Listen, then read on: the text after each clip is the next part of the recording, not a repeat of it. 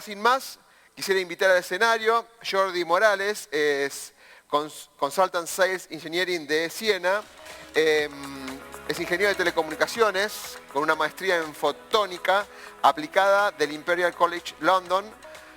Con más de 15 años de experiencia en la industria de las telecomunicaciones, ha trabajado en Siena desde el 2012. Actualmente se desempeña como ingeniero de ventas consultor en la región Cala Centro. Bienvenido, Jordi, un fuerte aplauso para él. Jordi, bienvenido. Muchas gracias, Oscar. Bueno, ya lo escuchaste a Emilio. Claro. Ya. Así que vamos a complementarlo con, por favor, con algunos temas en particular. Claro que sí. Bien.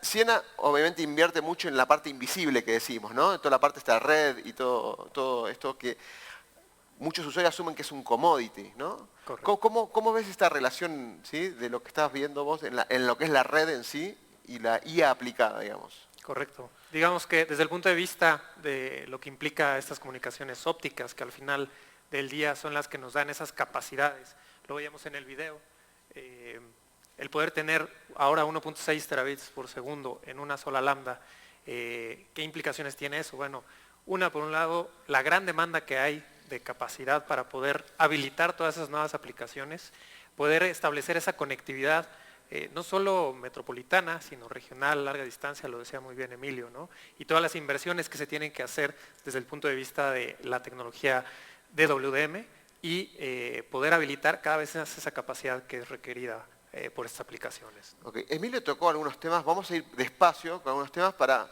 si vos puedes desarrollarlos y darnos tu mirada académica y después la parte más de negocio, que es, habló de IoT, o sea, estas... yo lo llamo inteligencia no humana, ¿sí? Digámoslo. Estas cosas son sensores y accionadores en el mundo. Vamos a ver de alguna manera cosas que van a requerir una cercanía del procesamiento. Y ahí se entremezclan lo que se llama el 5G, digamos, de alguna manera la cercanía de las telecomunicaciones en una velocidad muy necesaria para tener estos milisegundos de respuesta y te diría nanosegundos de respuesta, mezclado con lo que es Edge Computing, una palabra que por ahí la hacen parecer a lo que es Cloud Computing, pero es una evolución totalmente diferente al respecto. Y habló también del tema de la inferencia.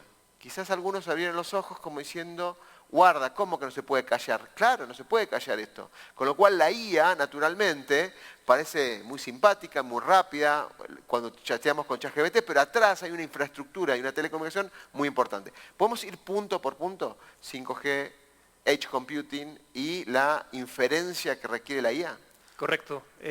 Digamos, desde la perspectiva de lo que es la conectividad hacia las aplicaciones finales, todos los habilitadores que permite 5G para justamente poder capturar más datos de todos estos wearables que tenemos, métricas, sensores que tenemos en los diferentes ambientes industriales, empresariales. Veíamos el ejemplo del nadador, ¿no? Es impresionante tener 500 métricas por segundo de un nadador y cómo podemos utilizar todas esas métricas para optimizar todos los procesos, ¿no? Entonces tenemos que tener por un lado una red que tenga la capacidad de captar con la más baja latencia toda esa información que estamos capturando, esas métricas, poderlas procesar. Y luego viene esta diferencia de paradigma, ¿no? Porque al final del día cada vez vamos a requerir tener vamos a decir, los data centers de Edge, ¿no? Estas dispersiones de la nube centralizada más cerca de nosotros, porque para estos casos de uso que son primordialmente industriales o de aplicaciones de misión crítica, que se llaman, necesitamos tener más cercanía del data center al usuario, ¿no? Entonces, el habilitador, digamos, quizás del último acceso, el alcance a todas estas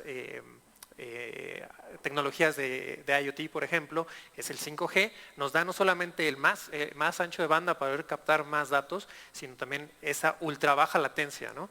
Son los primeros casos de uso y posteriormente también viene esa comunicación máquina a máquina, ¿no? Donde no va a intervenir propiamente el humano para habilitar todas estas comunicaciones, ¿no? Ok, tema Edge Computing, ahora voy con el de máquina a máquina que me dejaste picando algo. El Edge Computing, ¿cómo? En la parte del Edge Computing, entonces, ¿qué pasa? Con la parte de inferencia necesitamos estar más cerca de los usuarios y tenemos que habilitar micro data centers cerca de los usuarios y esto es lo que nos habilita el Edge Data Center, ¿no? Y tenemos que tener esa versatilidad de llevar la información del Edge Data Center hacia la nube centralizada. ¿Por qué? Porque no vamos a desplegar un modelo y va a estar estático por el resto de los días, ¿no? Seguramente Byron nos va a dar mucho más información de cómo se van a estar eficientando esos modelos, porque en medida que vamos a estar utilizando más y más los modelos, se van a refinar con toda esa información nueva, todos esos datos nuevos que estamos capturando, y entonces el modelo no va a ser estático, se va a estar realimentando de lo que es la nube centralizada, actualizaciones del modelo de inferencia en el Edge, para que entonces podamos tener una nueva respuesta, una mejora en las métricas de performance de los modelos, ¿no? Permitime contar un escenario distópico. O sea, el distópico a diferencia del utópico. El utópico es a favor de la humanidad, el crecimiento tecnológico. El distópico es el ser humano se ve aplacado, abrazado, digamos, encerrado por las nuevas tecnologías. Déjame este escenario distópico. Si algún parecido con la realidad es pura coincidencia. Hablamos de los buyer persona, ¿sí? De la experiencia del cliente, todas las tecnologías que están alrededor de la experiencia nueva del cliente, y la experiencia. Yo creo, me comentó un pajarito, que en algún momento no van a estar los buyer persona, van a estar los buyer robots, ¿sí? Donde yo voy a tener un conjunto de robots, sea IA, de alguna manera, no digo IoT, IA, ¿sí?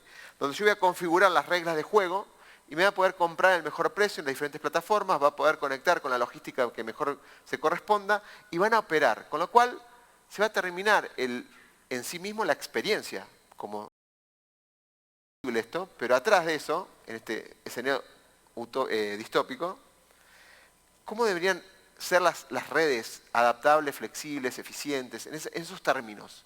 Porque eso no se ve. Yo quiero ahondar en ese tema porque no se ve y se está invirtiendo mucho al respecto. Correcto. Digamos, uno de los elementos que desde la perspectiva de lo que dio la nube es esa flexibilidad que tenemos, esa agilidad, esa plasticidad que nos da para levantar un servicio, una VM, un contenedor en cualquier momento. Eso mismo también sucede del lado de la red. Tenemos que tener la base, la cama, vamos a decir, para poder montar toda la infraestructura en esto que es la infraestructura programable, ¿no? El primer elemento que tiene que tener la red es que sea una infraestructura programable, ¿no? Veíamos justamente en el video lo que es el procesador WebLogic 6 Extreme, 1.6 teras, pero que es programable. Entonces nosotros podemos tener la máxima capacidad en la menor distancia, pero igualmente utilizar la misma infraestructura programable para llevarla a un enlace submarino y programarlo a capacidades, por ejemplo, 800 gigas por lambda en una capacidad de larga distancia, ¿no? O sea, en este futuro donde, distópico, insisto, voy a programar y puede haber cargas variando todo el tiempo, la red se puede autoprogramar para que no incida en los tiempos de respuesta. Correcto.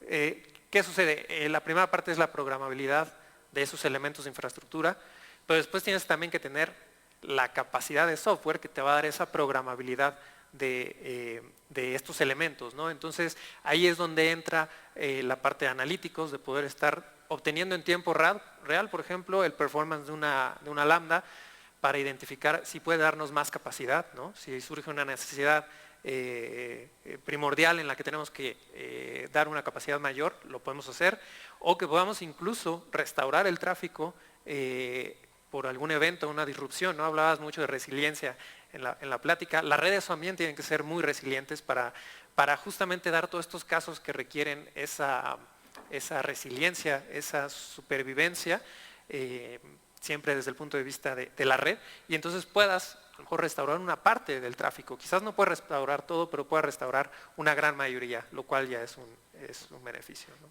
Tomo resiliencia, lo divido en dos. Mantenimiento, gran problema de los informáticos para anticipar cuándo mantenemos, porque 7x24 se transformó en 7, en vez de 24x7, es 24 por siempre, ¿sí? Es una técnica nueva que el negocio nos está pidiendo. Entonces, en un escenario de 24 por siempre de mantenimiento, la resiliencia está pata de mantenimiento y pata de lo que es seguridad. Vamos por el mantenimiento. ¿Qué está pensando Ciena particularmente en esta estrategia de anticipar el mantenimiento? Bueno, justamente otra de las partes importantes de inversión que se hace es en la parte de los sistemas. Hablamos de esta capa de software que hace la programación y la automatización de las redes.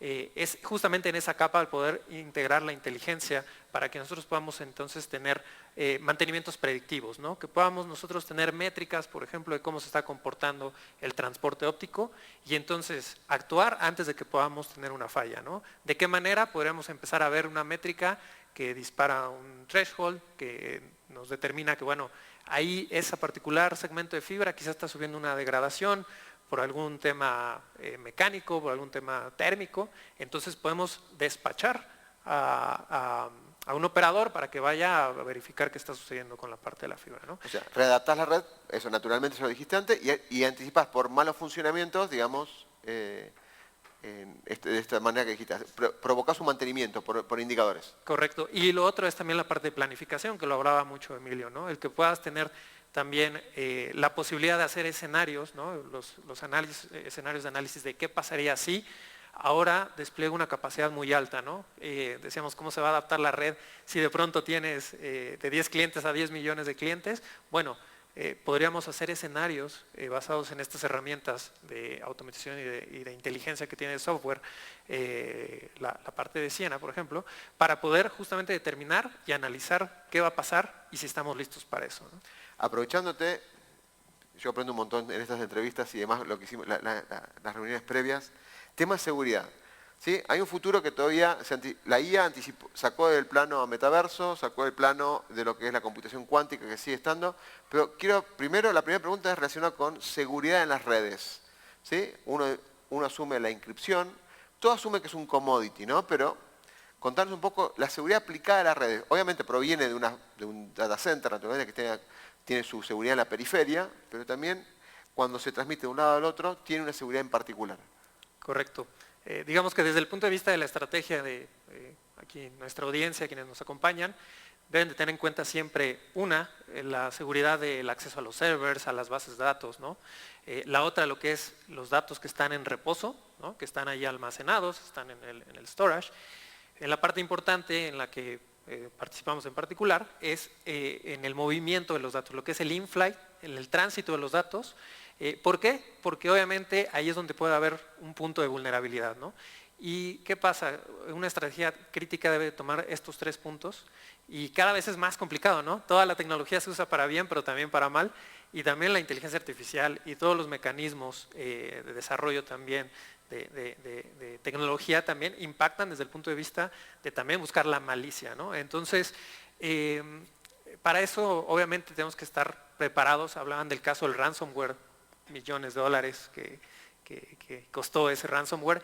¿Qué pasa si nosotros ciframos la información? Perfecto, los algoritmos que tenemos hoy en día nos permiten mantener un grado de seguridad, pero hay un nuevo tipo de ataque que puede suceder, ¿no? Y es justamente hackeo, capturo la información hoy y el día de mañana, cuando existan herramientas como el cómputo cuántico para poder romper esos algoritmos, entonces hago uso de esa información que tenía almacenada para ahora chantajear, digamos, a la empresa, ¿no? Entonces, parte del desarrollo también que viene de seguridad, y sin duda los amigos de Fortinet van a hablar mucho más de ello, pero parte del desarrollo que viene también es el uso de la distribución de llaves cuánticas en las comunicaciones ópticas. O sea, ya están viendo temas cuánticos en temas de seguridad desde Siena. Correcto, correcto. Y desde el punto de vista de la primera fase es cómo podemos distribuir las llaves, ¿no? Y un mecanismo normal de cifrado es: tú tienes la llave, yo tengo la llave, compartimos la llave para después abrir la información que tenemos. Bueno, esa compartición de la llave entre nosotros dos, ahora lo podemos hacer a través de una fibra óptica y lo que es el entanglement de los fotones para que tengamos una llave irrepetible. Y en el punto en el que alguien quisiera intervenir en ese enlace de fibra, entonces podríamos tener nosotros, él se modifica ese estado cuántico y entonces la llave ya no hace match, ¿no? Claro, esto es posible ahora en cientos de kilómetros, pero el reto está extenderlo a miles de kilómetros, ¿no? Para eso se analizan diversas alternativas e incluso utilizar enlaces satelitales para ese intercambio cuántico de lo que son las llaves, ¿no? Vamos a las 2 últimas preguntas, ¿sí? Si salvo que digas algo así que un puente. Habló Emilio del tema de la latencia, una necesidad imperante en todo este tema de la velocidad, ¿no?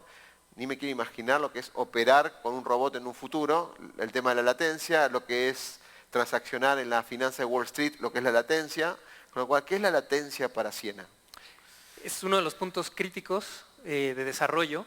Obviamente tenemos la limitación física que nos da la propagación dentro de la fibra, números cerrados, 5 microsegundos por kilómetro que tenemos, que no nos vamos a quitar por la propagación misma, pero luego nosotros podemos hacer mucho en el proceso de multiplexar las señales y luego también el utilizar mecanismos de rebanado de la red o slicing para poder tener diferentes calidades de servicio que podamos tener y garantizar para funciones de emisión crítica una latencia que se reduzca en esos saltos que mencionaba por ahí Emilio, justamente entre menores saltos y Carlos en la presentación justamente de esas conexiones de internet, obviamente se tratan de reducir los saltos, ¿por qué? Porque queremos reducir la latencia. Pero si también tecnológicamente tenemos una alternativa para reducir esas latencias en esas interconexiones, porque en el app drop muchas veces a nivel de switch, a nivel de router, empezamos a meter todavía más latencia, ¿no? Entonces, en medida que no tengamos tantos saltos, vamos a poder jugar con esos números que son tan críticos, ¿no? Ok. Última pregunta, tu mirada de todo lo que están viendo, Siena, ¿en qué tendríamos que poner consideración? ¿En el futuro cercano o en el futuro lejano?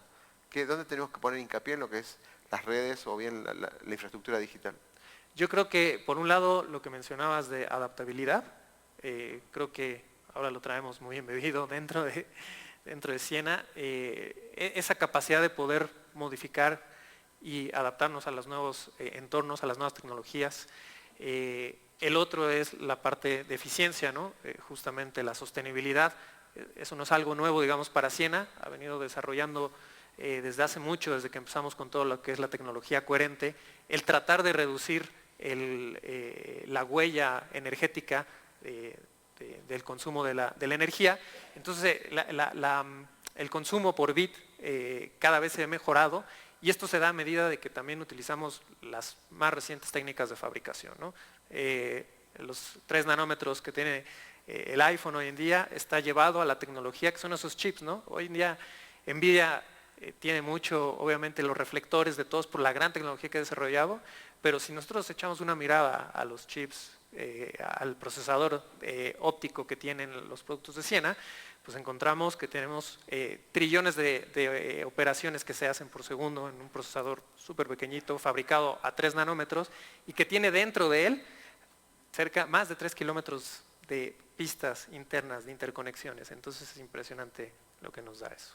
Jordi, te agradezco un montón. Fuimos imponiendo un montón. Hay algunas preguntas que creo que lo puede contestar mejor Emilio, pero que hablan de por qué se habla en los data centers de megawatts, ¿no? O de kilowatts y demás, y no de capacidad de procesamiento. Pero creo que es para más de data center. No te lo voy a hacer.